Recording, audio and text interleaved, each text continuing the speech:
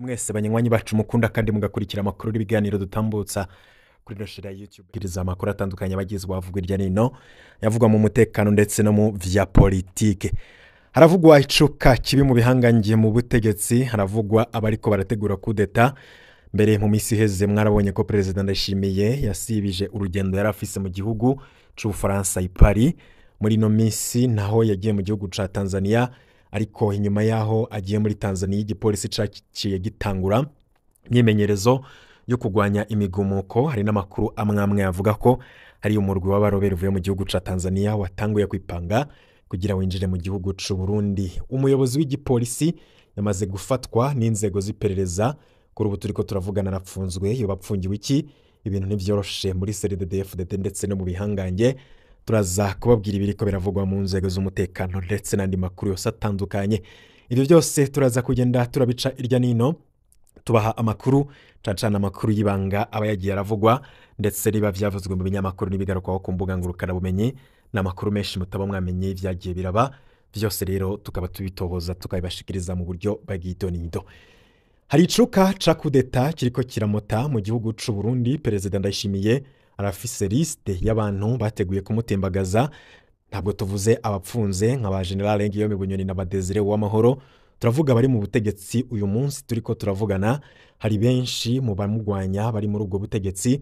Urutonde ni rurerure cane. Perezida Ndayishimiye yarapfunze ibihangange bitari bike mu butegetsi bwiwe. Twarababwiye ipfungwa kandi turaza no kugaruka ku ipfungwa rya Bunyoni Beratega Hungu Deziro w'amahoro. Nanemeje kukubwira ipfungwa ry'igihangange Nyeganyega ndetse n'ipfungwa ry'undi muntu yarazwi cane, uwo nawe akaba yitwa Ndayisenga.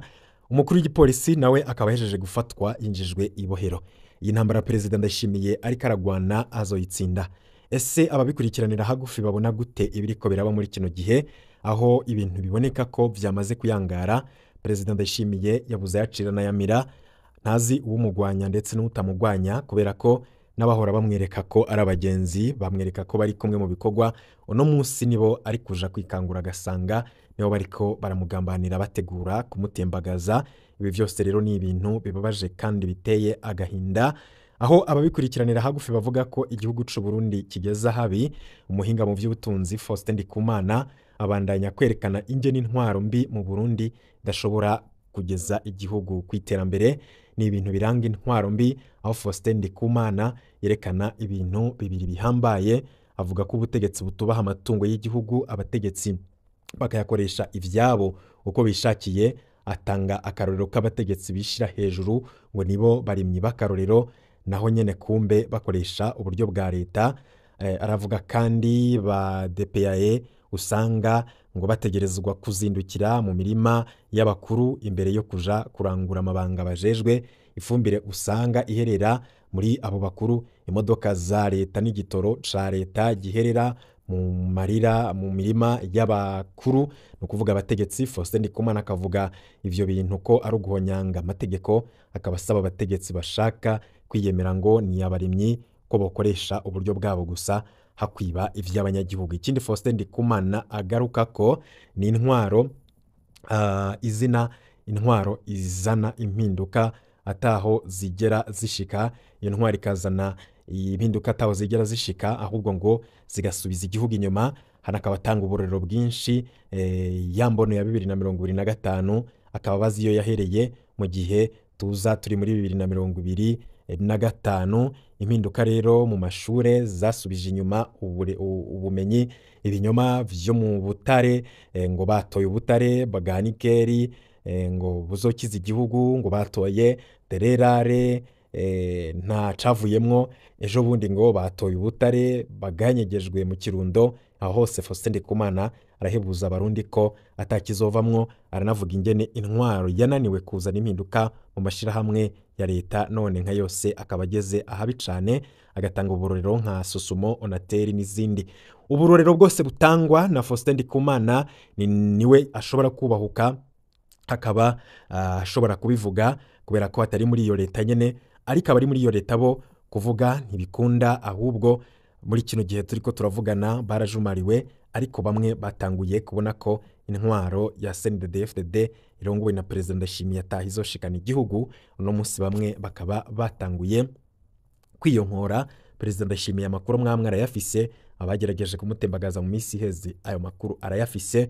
Uno munsi rero akaba ariko aragwana intambara idasanzwe, ni nako hari icabaye gisa n'imyiyerekano, aho muri no minsi igipolisi naco casabwe kumera magabo. Igipolisi casabwe kumera magabo kubera ko hari ibiriko biraba cancane imyimenyerezo y'igipolisi ku bijanye n'imyiyerekano nayo irerekana ko hari amakuru ko abategetsi bikanga ko umwanya n'umwanya abanyagihugu barambiwe n'intwara ya Perezida Ndayishimiye bashobora kwivyukiranya maze bagakora nk'ivyo abanyatanzania bakoze, bagakora nk'ivyo abo mu bindi bihugu vya Afrika bariko barivyukiranya muri no minsi bagakuraho intwaro z'agahotoro bariko barakora.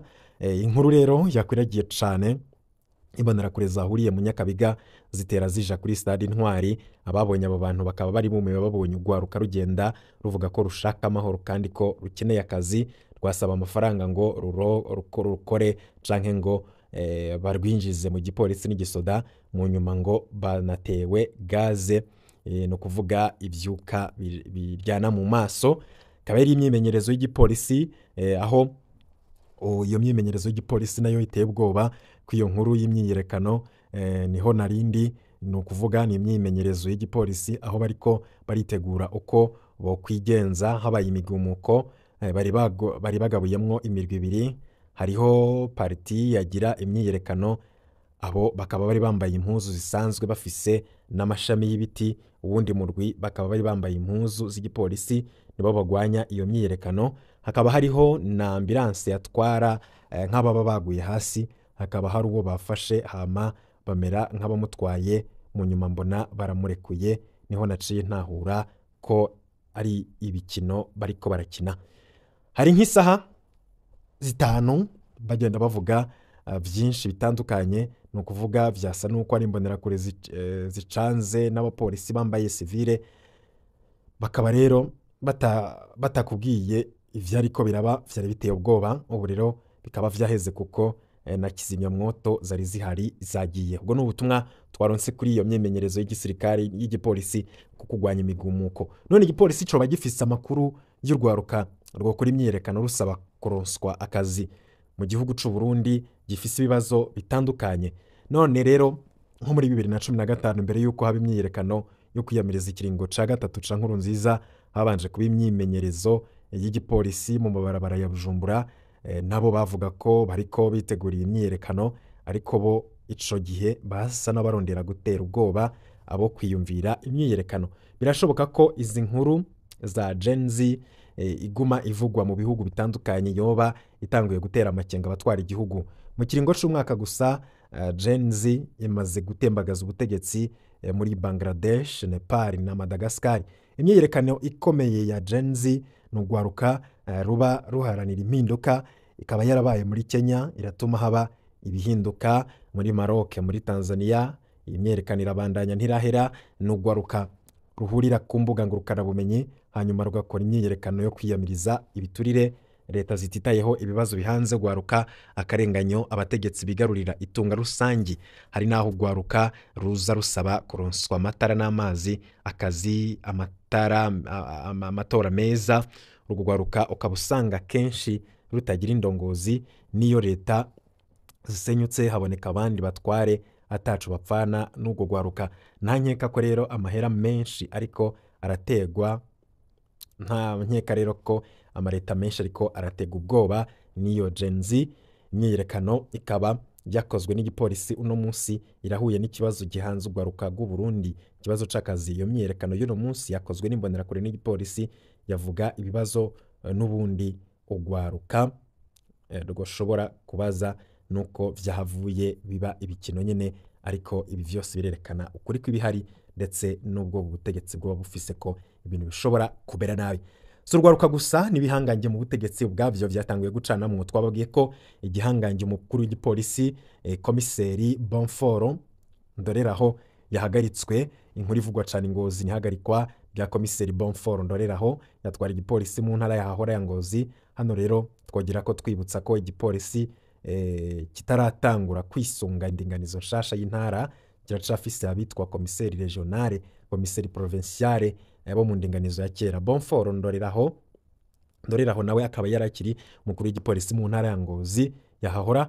Uyu ni wavuga ko yahagaritswe n'iperereza ku munsi wa mbere w'iyindwi. Bonforo Ndoreraho arazwi cyane kuva 2015 Ingozi benshi bamwita Bonforo, ariko izina ry'ukuri ni Bonforo Ndoreraho. Arazwi cyane kuva muri 2015 kubera ariwe yatwara igipolisi mu gisagara ca Bujumbura, akaba abitsa amabanga menshi ku mabi yakozwe n'iperereza mu kiringo ca gatatu ca Nkurunziza. Muri Ndondeza izina rya Bonforo Ndoreraho bararifise mu inyuruzwa ry'abapfasoni Aime Nshuti ariwe Theodesi Ahishakiye na Rehema Kaneza muri Ruhuma 2018.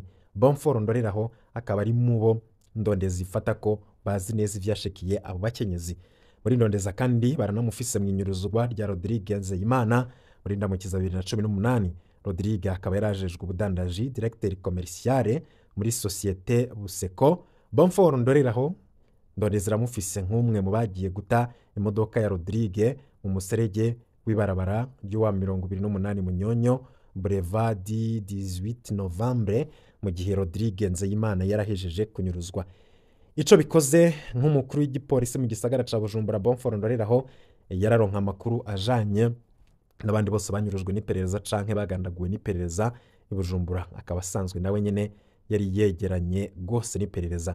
Inyuma y'igisagara ca Bujumbura, Bonforo Ndoreraho yarakoreye mu ntara ya Cibitoke, hanyuma ajanwa Ingozi aho yari amaze igihe kitari gito. Ingozi yavugwa nk'umuntu abangamiye cane ubu abunguruza abantu ku mapikipiki. Baraye mu minsi mikuru bumvise ihagarikwa ryiwe, ihagarikwa rya komiseri Bonforo Ndoreraho ririmwo igipfungu gikomeye. Nta muco dufise ukwiye kukungene Bonforo Ndoreraho yahagaritswe. Amakuru aca ku mbuga ngurukana bumenyi avuga ko iyo ntwazangabo mu gipolisi pfungiwe ku cicaro c'iperereza i Bujumbura. Ayo makuru avuga ko Bonforo yafashwe n'iperereza mu gihe yari yanyegeye, maze mu iperereza bafata umukenyezi wiwe yoba yaranakubiswe. Bonforo abimenye aca aremera gufatwa.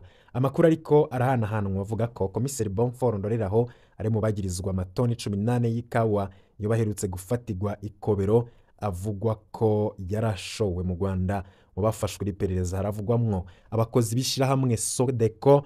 Abogira umuco rero kwiye kuri kino kibazo c'ikawa yoba yafatiwe Ikobero yo yidusangiza. Kugeza ubu nta muco ukwiye uriho ujanye n'ayo makuru. Mu bijanye n'akazi ho twiboneye ingingo ya komiseri regionale mu ntara z'uburaruko igena utwara igipolisi mu ntara ya Ngozi vy'imfata kibanza. Lieutenant Colonel Niyonsenga Jean Bosco niwe yabaye arasubirira Ndoreraho Bonforo. Iyo ngingo ikaba yafashwe ku munsi wa mbere igenekerezo rya gatatu z'ukwezi kwa 11 2025. Bishoboka ko ari nawo umunsi komiseri Bonforo Ndoreraho yafatiweho. Turabandanya gukurikirana ino nkuru ni woronka umuco rero ukwiye yo dusangiza tuze no kumenya vyinshi ku vyo bavyingeje nyuma yifatwa gico gihangange. Bonforo akaba sanze ibindi bihangange mu munyororo, aho abantu bari mu butegetsi bakwiriye kwitonda iyo bakomeye bakama bibuka ko bihera. Iyo babona abakomera amashi bakibuka ko abo nyene aribo bazogaruka kubavuma. Hari imyaka turiko turavuga amabi ya Bunyoni, twaronka ibitutsi bitagira uko bingana. Ubu binashitse tukamutabariza agowe. Ubu bamwe bahoze bamuvyina bari mu badutuka tumutabarije. Inzego yahoze akorera mu guhonyora abarundi nizo nyene zikoreshwa mu kumuhonyora. Ifungwa ryiwe ni imwe mu nkuru yahimbajwe n'impande zose, ndetse nanone bwa bukomezi bwamaze ikivyukuri ko yahora akomerwa amashi agasasigwa ibitenge.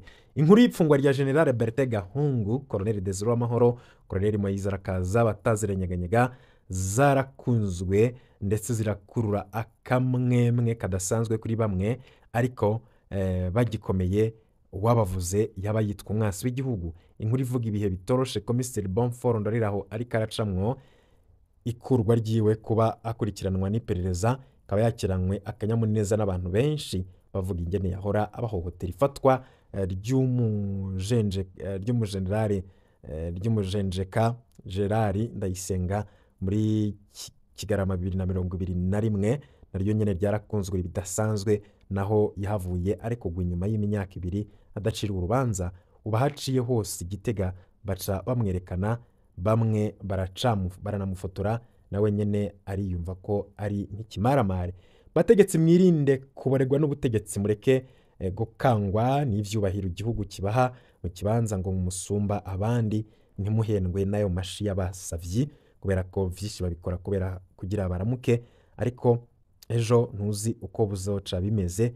Hamwe nawe wofatwa, botangara igihugu cose cinjiye mu munsi mukuru idasanzwe, kandi bari bazi ko havuye Imana ari bo bakurikira mu gukundwa. Ni mu bibe urukundo n'ubutungane mu Barundi bose, nimwirinde kwishira hejuru, nimwigire ku vyashikiye ab'imbere yanyu, burya nabo bari bazi ko ari utumana duto, ariko no munsi aho bari harateye agahinda.